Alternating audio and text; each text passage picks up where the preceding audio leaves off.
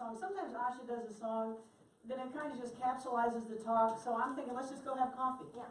This is good. There's a cake out there. Cake is good. I know. Well, welcome to One World Spiritual Center. We are going to talk about rule breakers. One of my favorite topics. I also want to welcome our online audience. Thank you for joining us, whether it's now or later.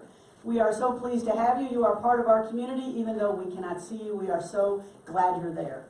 So today we are going to talk about breaking the rules. We love rule breakers, don't we? We just are so jealous. I thought, Melanie, you should show up wearing some goofy outfit with like a weird thing on your head, and then I thought, I just can't do it. Because there are rules that I operate under, and I just can't do it. So just imagine me doing that, because it ain't never going to happen. Can't do it. I know, exactly. So I suspect we have a few rule breakers in the house. I won't ask for a show of hands. I'm thinking we're going to have some more by the end of the day. What I want you to take away from this talk is just to have an added awareness of what rules it is we follow, what rules it is you follow, and choose which ones they are, realizing that we have the power to do that. Because we all live, I mean, think about it, we all live according to rules, don't we? Unwritten, written, okay, we can get past the Georgia Code, that's obviously a big rule because nobody wants to go to prison, but there are all sorts of other rules that we follow. Initially, where do we get our rules? Our parents, right? Our teachers, authority figures, religious figures, you know, whomever. As we grow up, we want to know what the rules are because they teach us how we fit in. They teach us what is expected, how we operate in society. That is necessary. We learn, we want to know how life works, right? Because we want to be able to jump into that game and be a player. We want to be a part of it. If, as a civic society, we didn't have rules, we wouldn't be able to build cities, build communities, have commerce, right? They're fantastic, and we obviously need them. As we grow, we get rules from whom? Our peers. How many people here have had teenagers who never listen to a blessed word we say because they get it from their 15-year-old buddy, and that just scares the absolute you-know-what out of all of us, right? That's where they get their rules. So we all get them somewhere. As we grow, as we mature and we become adults, where do we get our rules? Society, right? The media, our jobs. And what's a very important word we hear nowadays, which before we never used to hear unless we were, like reading National Geographic. Our tribes. Isn't that a word we hear a lot of? Okay, now we are all supposed to be members of a tribe, and we get our behaviors and our beliefs from that tribe, whatever it is, no matter what we individually believe or what we individually might do. In such a world where things are so polarized and so divided, more and more all of us need to wonder and think about what rules it is that we want to live by as autonomous individuals in this world, as manifestations of spirit in this world. We need to be aware of the patterns we follow, the beliefs we have, what we do and why we do it, right? As opposed to just saying, I do it because he did it, I do it because she did it. No, that's not good enough. That's not why we're here. Some of the rules that we grow up with, that I as a parent try to communicate to my kids out of nothing but fear and concern, is stay safe, right? All the parents are smiling at me. Stay safe. Don't risk. Don't step out. Oh, that looks kind of scary. Don't go do it. Best to stay home and watch Netflix. We just want to keep our kids safe. We want to make sure that nothing happens, that they live lives of prosperity and happiness and joy. Okay, let me ask you this. Who here in this room has lived a life of nothing but prosperity, happiness, and joy? I'll ask for a show of hands on that one. That would be nobody. Because that's not how we become fully actualized people. We need the challenges, we need the risk, we need stuff to go south so that we can grow into the people that we are meant to be. We have to have some rules, but we need to know what they are. Look at the quote on the front of your bulletin by Wallace Stegner. He writes, he's an American author, he writes, "It is the beginning of wisdom when you recognize that the best you can do is choose which rules you want to live by." Right? Choose which rules you want to live by. He followed up this thought, which I did not put on the front of your bulletin, with, "It's persistent and aggravated imbecility to pretend you can live without any." Right? We have to have some, and we do have some. We just need to know what they are. As I get older and older, and you tell me if you disagree, I find that the way to live a happy and peaceful life is to live according to the rules that uplift me and that uplift those whom I touch. To choose the rules that make me a better person, that make me show up as who I am here to be, the light that I, Melanie, Eyre, and no one else is meant to shine. Those are the rules, and by rule I mean code of conduct, code of belief, a true north that tells us how we should behave in any given situation. The rules that lift me up, that make me a better person, that make me leave the world a better place than it was when I came into it. Part of our journey is separating these strands, these rules, the stuff that diminishes us, the stuff that makes us small or judgmental or unkind, from the codes and the beliefs and the guidance that lifts us up. I have lived under so many rules that I just accepted, right? That I didn't even question, that people said, you need to do this because you need to become a lawyer because you wear glasses. Okay. You need to do this because you like to read. Well, here we are. There was a woman when I went to high school who back then went, and I graduated from high school, when did I graduate from high school? 73? I'm asking my sister, 73. That went into the ministry back then. And we all thought that was so strange. And I thought, there was a little pull. I thought, I would love to do that. But no, it was a rule that I wasn't going to do that. I was going to go do something else. I wanted to be a doctor, but I was horrible at math. I failed Algebra 2 and never went back. So it was law, right? It had to be something else. Yeah, really, you're learning way too much about me. But that was a rule that I just followed without questioning. And how different would my life have been? Would it have been happier? I don't know. I just know that that is a choice that I wish I had spent more time examining, that I didn't. Do any of you have choices like that? I'm sure you have. Roads you didn't take because you dismissed them too quickly, because you thought it was not a possibility for you. We are not here to be safe. Being safe is fine, but being safe is also an illusion. We are not safe. We are none of us safe. And the sooner we realize it, the better. We are here to shine as the manifestations of spirit we are. I like to put it in the way that Rami Shapiro puts it. He says that the divine, God, Spirit, Allah, Yahweh, whatever, the Tao, is not a static thing, it's a process. It's a creative dance in which we all participate. It's a flow in which we all swim. So as I sit here, I'm not looking at God out there. I am the divine right now being Melanie. I am God Melanieing, right? You are God Sydneying. You are God Hollying, right? That's a wonderful thing, and nobody can do it as you other than you. Nobody. If you don't bring your gifts to the table, they are done. They are gone. Our job here is to unpack all the stuff that stops us from bringing our gifts to this world.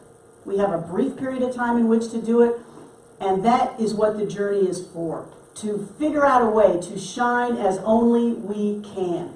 So I thought about rules and rule breakers, because a lot of those rules are put in place to stop you from doing that, unconsciously or not. They're put in place to keep you safe, to keep you there, to keep you in your box. That's not how you shine. You shine by saying, I ain't getting in that box. Or maybe not even seeing the box, by saying, this is who I am and this is how I best serve. So I thought about rule breakers. And there are some very obvious ones. First one a lot of us think of is Jesus, right? When you study his life historically, massive rule breaker. He was there in an empire that was oppressive, that was domineering, and his whole message was social justice, equality, love, and compassion. Come hell or high water, that was his message, and he died for it. But he understood that was the price of breaking those rules, but his message was that important, and that is what he did. Another, the Buddha. Talk about somebody who had it made. Oh my gosh, this guy lived in a palace. His father said, don't show him any sickness, any death, any poverty. He is going to be surrounded by nothing but beauty and wealth and opulence and joy, or at least what the Father thought was joy, and he is never going to know suffering, right? He made the decision when he left the palace, and the story goes that the gods sent him the 4 noble visions: illness, death, age, and a monk, right? Who was finding his way to enlightenment. So he left and he said, I cannot be that person. He rode his horse out, he gave all his clothes, his princely clothes that he was wearing, to his friend, and who drove off back to the palace, and he scavenged the clothes that he was wearing from the graves of dead criminals. That's why Buddhists today wear orange, because those were the clothes that the Buddha found. And he went and for years wandered the forests, deprived himself, studied, until he finally sat down under that Bodhi tree and said, I'm not getting up until I reach enlightenment, which is what happened. He then had a choice. He had the choice to move on and stay in nirvana, or come back and teach those who would listen, which he did for the next 40 years until he died. That was a choice to break the rules, and he broke massive numbers of rules. In our more current times, who do we have? We have Gandhi. We have Dr. King, right? Who worked to change a system of power and colonialism, in Gandhi's case, and domination, but did it through a very different way. Did it through the power of nonviolence, through the power of love, which is not an easy lift, is it? Because it's so easy when someone is shouting in your face to start shouting back. We all do that. That's our rule, right? That's our initial impulse. And it's my initial impulse too, but they realized when that happens, you have nothing but 2 people shouting at each other. That you need to change the paradigm, change the dynamic, and use the strongest power there is, even though it's often a quiet power, the power of love and compassion, to change people's hearts. Because once you change their hearts, you change their behavior. And then stand back, because nothing will get in the way of that. So those are 2 rule breakers that we have currently. I spoke a year or so ago about another one of my favorite rule breakers, a woman named Peace Pilgrim. Has anyone here heard of Peace Pilgrim? I love Peace Pilgrim. She is so cool. She was born in 1908 in New Jersey as Mildred Norman. Okay, she was raised kind of as a flower child back then. Her parents were what they called free thinkers. She was also a free thinker. You can make that whatever you want it to be. She married somebody more traditional than herself, and big surprise, the marriage did not work out. After the disruption of the Great Depression, she made 2 important discoveries. This was a woman who she's like at home cooking and baking and doing what the rest of us do. And this is a wonderful inner journey. She made 2 important discoveries. The first was that making money was easy. The second was that making and spending it was completely meaningless. What do you do when you have had that epiphany? I mean, where do you go with that? Well, she knew she had to be here for something more. So in 1939, she spent a night walking through the woods, just seeking spiritual guidance. Just walking through the woods, waiting to hear what her path was going to be. She underwent what she called a great spiritual experience, in which she felt that God was calling her to a life of service. She said it was a point for her of no return. Aren't those points scary? Has anybody here ever had a point of no return? Don't they just scare the absolute crap out of you? Because no return is pretty serious stuff. You are committed to a path where maybe you can only see the next step, but not the whole path. It was the beginning of what she called living to give, not to get. She started to simplify her life. She got rid of possessions. She also started to hike so that she would become more physically fit. In January of 1953, it took her a while to get to this point, she took the name Peace Pilgrim. She put on a blue tunic, the color of peace, in which she wrote the name in big letters, and she started to walk. Isn't that great? We didn't have the internet back then. We didn't have blogs. We didn't have a whole lot of stuff. So she said, the way I can get my message out, the way I can shine my light is just to walk. Between that day and her death, 28 years later, she crossed the United States 7 times on foot, and she walked over 25,000 miles. She carried pamphlets, and she spoke to people about the need for peace. She took a vow to walk penniless and to remain a wanderer until mankind had learned the ways of peace. This is the way she put it: walking until given shelter and fasting until given food. Can you imagine? I mean, what courage that took, what vision that took. It just absolutely blows me away. She had no 501c3. She wasn't like those folks swimming across, whatever it is, the channel, whatever it is we swim across, that has a boat behind you with, dinner and, a net. She just was walking with nothing behind her. She had no money. She had no shelter.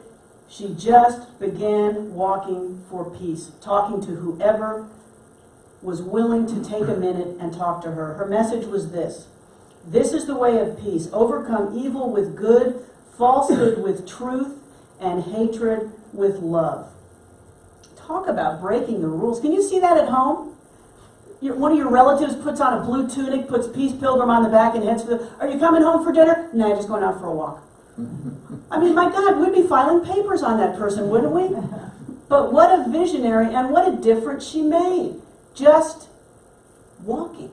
She crossed thousands of miles and changed many, many hearts. So, the people I've talked about, back to rule breakers, are people who could not stay in the box in which they found themselves. They could have. She could have continued in her marriage, continued in her life. The Buddha could have stayed in his palace. Jesus could have stayed a carpenter, whatever. Gandhi could have kept on being a lawyer in India. They made the decision that something was driving them to be more, to be different. And by doing so, they changed our lives. There's another way of being a rule breaker.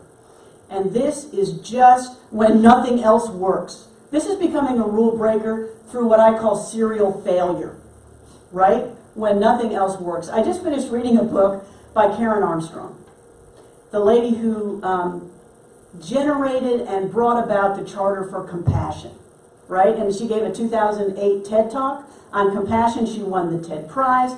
She used $100,000 to start the Charter for Compassion, which is a global call for compassion among communities, among individuals, among nations. As a matter of fact, Atlanta is a compassionate city. So you have the option as a municipality to adopt this Charter of Compassion. And that is what Karen Armstrong did. She is also a religious historian. She is an entirely self-taught theologian. And the book I read is called The Spiral Staircase, My Climb Out of Darkness.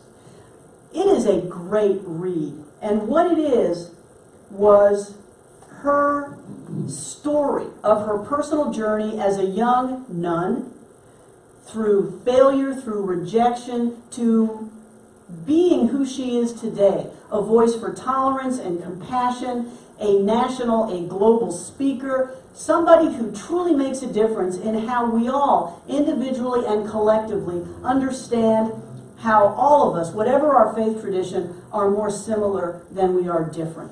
She has made a huge difference.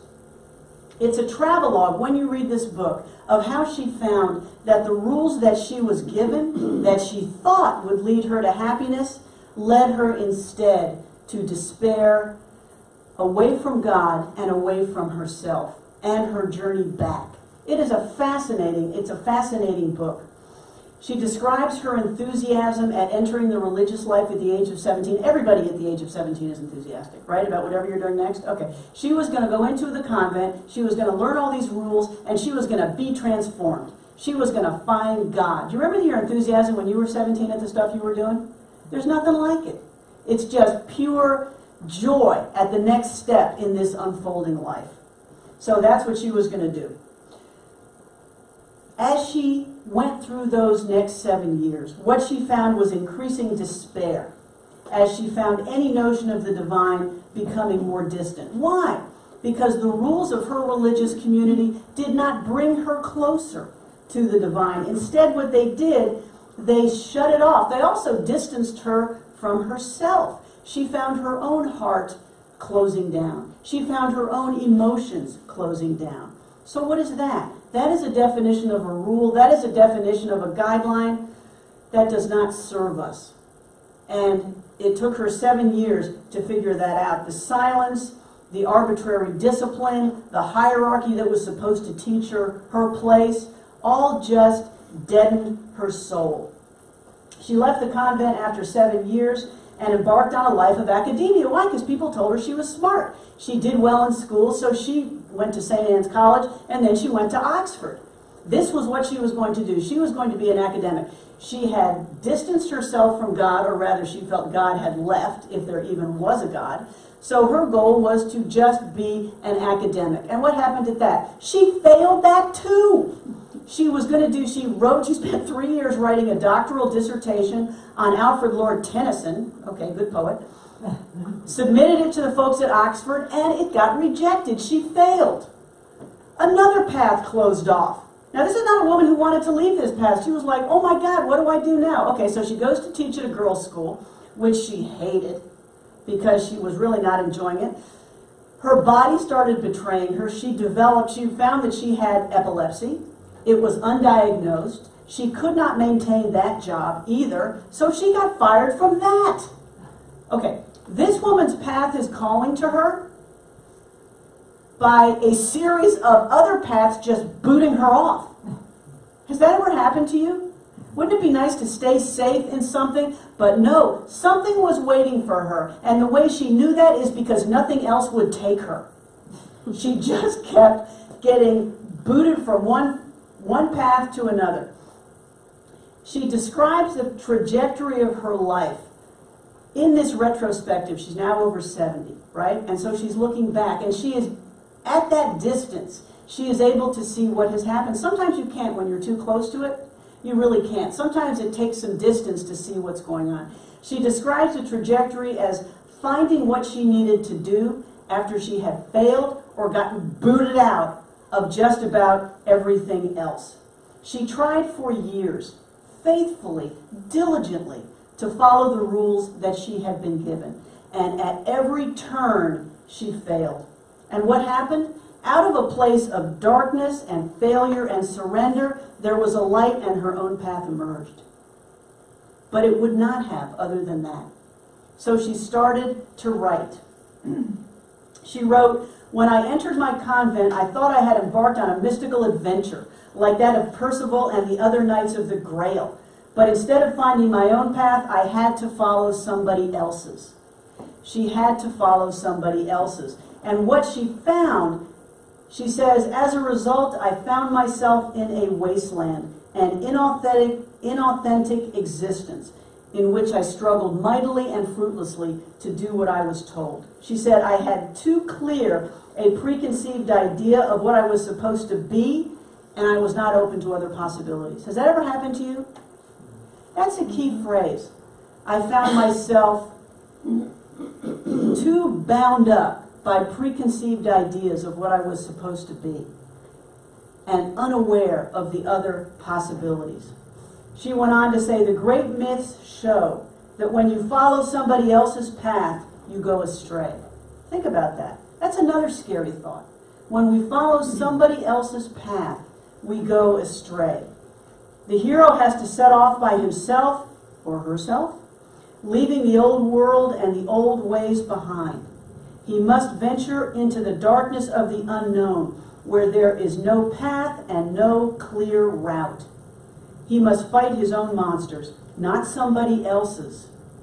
Explore his own labyrinth and endure his own ordeal before he can find what is missing in his life. If he wants to succeed, he must enter the forest at a point that he himself has chosen, where it was darkest and where there was no path. That's a scary thing, but that's the way we find our paths. I've heard it said that if there is a path in front of you, it's where someone else has walked, right? You enter the forest at a place that is dark and where there is no path. One of the things that she had always said is she was great at writing, but the only thing she could do was write compilations or expositions of other people's thoughts. And this is something that I have faced in a much lesser way. She said if somebody came to her and said, "What do you think?" She's like, "I don't know." Because she was so bound up in only believing the value of what other people thought. But if it was just her and a blank piece of paper, "Karen, what do you think? Melanie, what do you think? Asha, what do you think?" It's like, I don't know. You have to have, I want to say the courage, but you just have to know that it's in there. And that the only way you're going to find your path is to start stepping on it. And that is what she did. She just kept stepping on it. What is it that Henry Nouwen says? We don't have the light to know the whole path, but we have the light to know the next step. You just keep taking the next step. Her study took her on what she described as an interior journey of understanding and increasing clarity. This took on greater urgency after 9/11, because what she was writing at that point was her great work, A History of God. And it's comparing the three Abrahamic traditions. And what she found, she was coming from the Catholic Church, and she was coming from a place where she did not know much about Judaism, and she knew less about Islam. And what her study taught her was that they were so similar, and that they taught so many of the same lessons. And following 9/11, she took it as her mission to tell the world about the inclusivity of Islam, the history of tolerance of Islam, the golden age of what that faith tradition had done, just to give people a different picture than the picture that was in the papers every day, or the picture that was in their minds of the horrible thing that had just happened in New York. So she took the three Abrahamic traditions, and she said as she worked, she learned more as a scholar, but the other thing that worked is she found her own heart was opened. She studied, for example, the Crusades, the Christian Crusades, and she said, my heart was broken. Her heart was just broken. What a gift at what happened, what those people did to slaughter Jews, to slaughter Muslims, to just take that flag of Christianity and use it to wield death and horror over the world. What she found as she walked on her path is that she was creating a path, but it was also giving back to her. And this is a hard thing to articulate, because she became more alive as she continued to walk on her own interior journey. Her heart opened. She learned the gift that she has given to the rest of us, which is just a greater discussion of the need for compassion. And she found that because her heart broke, and she woke up as she continued this interior journey, having failed at everything else. She started the Charter for Compassion, and she walks the world talking about the need for that, talking about how the world's faith traditions teach that primarily. And the language she uses is the Golden Rule. And we know that. We tend to think of the Golden Rule as a Christian concept, but it's not. It was first articulated by Confucius. I mean, it is a Christian concept. But it first came from Confucius 5 centuries before Christ. He was asked which of his teachings his disciples could practice all day and every day. And he said, never do to others what you would not like them to do to you. Armstrong wrote that Confucius taught that this was the thread that ran right through the spiritual method that he called the Tao, or the Way. And it pulls all its teachings together. Compassion has been advocated, she writes, by all the great faiths because it has been found to be the safest and the surest means of attaining enlightenment. The story goes that the great sage Hillel, the great Jewish teacher Hillel, was an older contemporary of Jesus'. A pagan approached Hillel and said, I will convert to Judaism if you can give me all the teachings of the Torah while you're standing on one leg. So he said, fine. So he stood on one leg and he said, what is hateful to you, do not do to your fellow man. That is the whole of the Torah. The rest is commentary. Go and study it. That was it. In the Hindu, in the Mahabharata teaches, do not do to others what would cause pain if done to you. What Armstrong found as she walked her own path is that it's not about what you believe, it's about what you become. It's not about what you're told you have to think. It's about how you act. Another way she put it is, religion is not about accepting 20 impossible things before breakfast. It's about doing things that change you. That's what it is. That's what the effective rules are, if we're going to think about rules. Rules that change us for the better. Rules that actualize us, that enable us to be the manifestations of the divine that we are here, are good rules. That's good theology. The ones that are not are the ones that tell us to be unkind, to judge, to distance ourselves, to assume.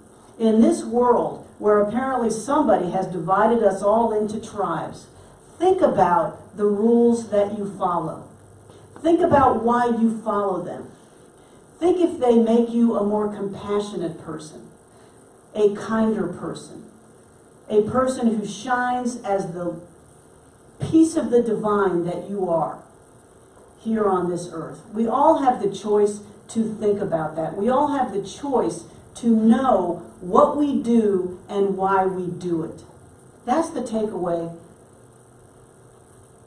from this talk. We all follow them. Let's just know why we are doing it. And make sure we are doing it to shine as we are here to shine. Let me close with a quote from Rebbe Menachem Schneerson. He taught, "For hundreds of years, perhaps since the beginning of creation, a piece of the world has been waiting for your soul to purify and repair it. And your soul, from the time it was first emanated and conceived, waited above to descend to this world and carry out that mission. And your footsteps were guided to reach that place. And you are there now." We are there now. So let's pay attention to the rules that we follow. Let's take these thoughts into meditation.